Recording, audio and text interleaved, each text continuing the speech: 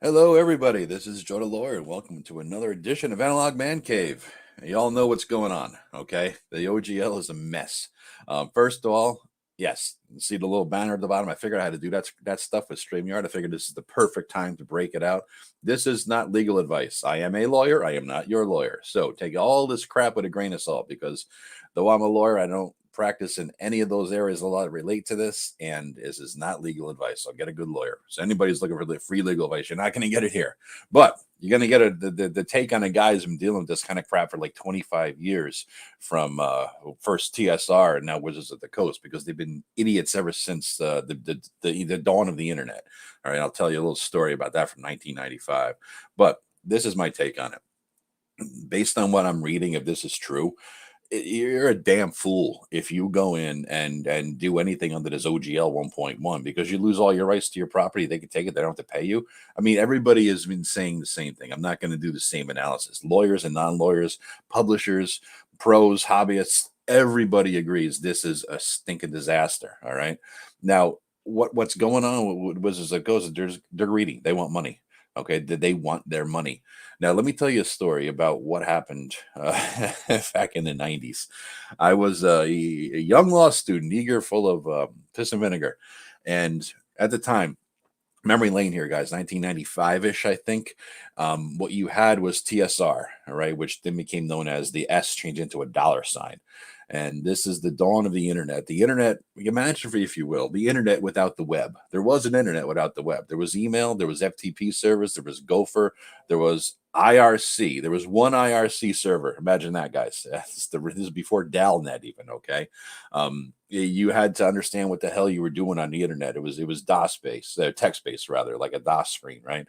And so it's hard to use and cumbersome, but still people were using it. And as you can imagine, geeks being geeks, a lot of geeks were putting stuff on FTP servers. The biggest one at the time was greyhawk.stanford.edu, right? So Stanford University, they had a little Greyhawk FTP site there, and basically people were uploading all kinds of stuff to this site. All right, now TSR go into this. This is before most people were on the internet. You pretty much had to be a .edu, .mil, right? Or that's kind of it. You had to be a government agency or an educational institution to be on the internet. So, in fact, if back then, if you jumped into an IRC server and you didn't have a .edu, .mil or whatever, you were just instantly kicked. You said if you didn't, the phrase back then was, if you have to pay for the internet, you don't belong on the internet. This is the world we're dealing with back then, guys. All right. I was in through my school, I believe, at the time. In any case, what you're dealing with is people are uploading things onto this FTP server. Lots of them, but Greyhawk Stanford EDU is a good one. And there was a lot of stuff there. And basically, TSR came in, the forerunner was the Coast bought TSR. They came in and just started shutting everybody down because they're like, oh, that's our stuff. What do you mean? It's my character sheet. It's our stuff. We own it. You can't use it. It's our copyright, blah, blah, blah. And so people who just putting up character sheets or adventures that had AC and HP in it, everything's getting shut down. This is before the internet had laws around it. It was so damn new. There was computer law, but it all relates to software, right? The internet, there was no established law or precedent. And so there was a huge battle. I mean, we're on Usenet news groups back then mostly. There wasn't, a lot of bulletin boards or servers. If there were bulletin boards, you had to dial into somebody's backup computer that hosted a bulletin board server on it. But mostly in the Usenet news groups, this battle was taking place. And TSR hires some idiot. I couldn't stand this guy. I wanted to punch him in the face. I think his name was Rob Rep. I'm pretty sure his name was Rob Rep. He was just going there doing his job. I know this now, but back then I was incensed. I was in my 20s. Like I said, full of piss and vinegar. And this guy would just shutting down. They were sending the notices to these company or schools mostly, and anywhere else that these things were on. And people just got everything got deleted. Everybody's stuff, everybody's work, everybody's product just got deleted. It wasn't even backed up. People were scrambling to download as much as they possibly could before the deletion hit. And Greyhawk Stanford ED was the biggest. I proposed back then. Is why I take credit for the idea of the open game license for Ryan Dancey did about 5 years later, because I remember I proposed that why don't you just license it? set up a license that people could sign and they can put things out. And that way you're not giving up your intellectual property. They have a license to use it. Put in some basic terms about a license, because I just kind of learned that in law school. And they ignored it. But later on, 5 years later, Dancy did that. And I still to this day contend that I get 10% of all royalties off of anything everybody ever published on the onto the OGL, because it's my damn idea, man. But anyway, that was going on. There was a battle back and forth. People were raging at them. So this isn't the first time we're dealing with this, guys. I mean, this is they go through waves. All right, Wizards of the Coast is now going through this wave. They did it when they had 4.0, right? That the abomination of a role playing game. So they tried it. Then they tried to get more their grasp tighter around the throat of the hobby. See, that's what they don't get. It's a freaking hobby. It's not to us, it's a hobby. To the originators, it's a hobby. There, it became a business, and it's a multi-million-dollar business, but it's still at its root a hobby. You can't make money off the backs of hobbyists, because in this type of hobby, we just go our own way. We'll make our own crap up. We're not going to put out a Kickstarter. We're not going to make money here or there. We'll put system agnostic crap. There's ways to do it. There's always been, without the OGL, you could always do things, certain things on the copyright, because you can't copyright rules, right? So that's already been well established. I think Mayfair Games had a lawsuit about that. So people are going to find a way around this. What I think is going to happen is that some of the big players, there might be a class action lawsuit. There might be a bunch of people banding together to sue them, some sort of peremptory action, to declaratory action. It's called different things in various jurisdictions, but it's a declaratory action to say what you can or cannot do in advance. There might be people come up and put together some sort of a system that anybody could write for. Now, under the original OGL, is the big thing? Is that going away? The OGL 1.0A or 1.0, is that going to go away? I don't know.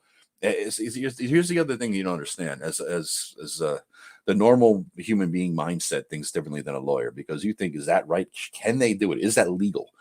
And what is legal and what is not is dependent on what judge you get. All right. Look at every Supreme Court decision that came down 5-4. That means 4 people thought exactly the opposite as the dominant 5. Right? They said no, and those 5 said yes, and therefore the yes wins, and we have a law. All right, but it could have gone the other way, and that's how it is with individual judges too, and individual jurisdictions. I mean, there are companies, they're smart, they judge shop sometimes, right? Jurisdiction shop. That's how it works, guys. It's not a matter of whether it's right or whether it's legal. It's whether you can win or not, and ultimately, winning comes down to how much can you drag it out? How much can you break the other people financially and spiritually and mentally and every other way, right? When I was studying for the LSAT, it was just a law school SAT.